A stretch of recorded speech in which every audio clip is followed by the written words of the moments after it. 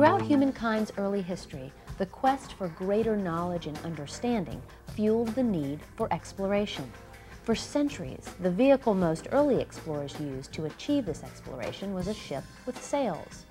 But because these ships depended on wind pushing against the sails for forward motion, they were generally very slow, unpredictable, and often very dangerous. Today, with the multitude of ways that humans now possess to travel, the sail, with all of its limitations, has been relegated to recreational status rather than a serious tool for exploration. But a new idea might change the way we think about sails. NASA researchers are actually developing a new type of sail that will use the sun's light to propel spacecraft deep into space.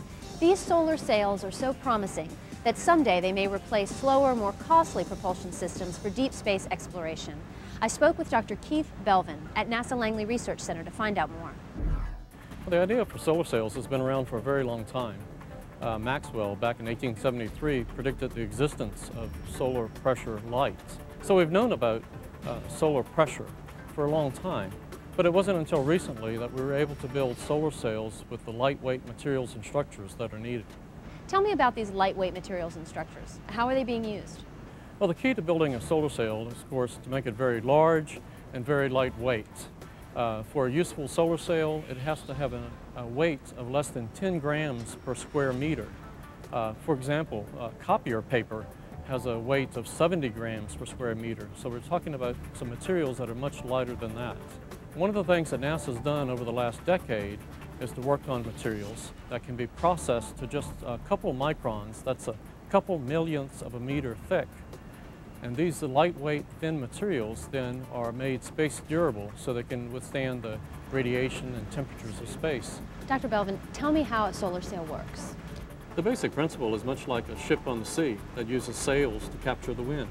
The sun is constantly emitting light, or photons, in all directions. Since the photons have mass and are in motion, their momentum produces a pressure when reflected by a surface. When a spacecraft uses a solar sail for propulsion, the sail's reflective surface transfers a continuous force from the photons to propel the craft through space, much like a sailing ship uses wind to push it across the water. Since the pressure being emitted from the photons is very low, the force is small.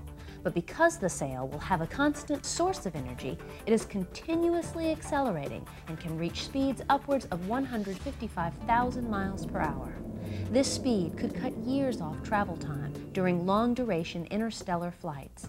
In addition, the constant propulsive force provided by the sun's light allows the spacecraft to travel in orbits that are not affordable using conventional propulsion. So can solar sails be used on all types of missions? Well, in addition to solar sails having to be lightweight for various missions, the spacecraft they're propelling has to be very lightweight. But there are many missions where, with the miniaturization of electronics, that the spacecraft science sensors are very small and lightweight. And those systems are very amenable to being propelled by a solar sail.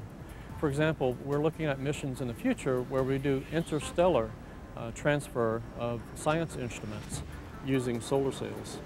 So, do we see solar sails only being used in deep space? Well, there are missions where solar sails can be used close to the Earth's orbit.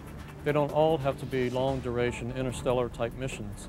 The constant acceleration that a solar sail produces gives it an orbit trajectory that is not achievable by some other means. For example, we can fly a science payload to measure the magnetic storms emanating from the sun. How do you deploy such a large structure into space? But to deploy a solar sail in space is quite a challenge. First of all, the sail has to be packaged in a small size to fit into the launch vehicles. Near-term sail missions are on the order of 70 meters to up to 150 meters in size. And so it's a real challenge to package those tightly and then deploy in space. Two aspects probably are most important for deploying a solar sail. The first is deploying the booms that hold the membranes in place. We're using inflation to push the booms out and to the right location, and then we cool the booms to rigidize them. The second aspect is deploying the sail, the thin film membranes that we've talked about. Those will incorporate ripstop so that if there's a small tear, it doesn't propagate very far. In addition, we have to deploy those so that we don't affect the sail's reflective performance. And so special measures are taken to maintain the integrity of that sail. What is the future of this program? I would say within the next dozen years or so, solar sails will be used routinely to propel spacecraft. Continual improvements in the sail technology will allow them to be used for extreme environments like near-sun missions. Over the next 20 years, most importantly, we'll have the technology in hand to do interstellar missions. These are kilometer-sized solar sails that weigh only 1 to 2 grams per square meter. The technology being developed today at NASA is going to enable us to unlock a lot of the secrets of the universe. Not only will we be able to look at distant places using telescopes, we'll actually be able to send science instruments to some of those locations using solar sails. Did you know that the inspiration for solar sail technology came from the 17th century astronomer Johannes Kepler? Kepler deduced that winds blew objects around in space after he observed comet tails blown by what appeared to be a solar breeze. Kepler suggested that eventually ships might navigate through space using sails that could catch this wind.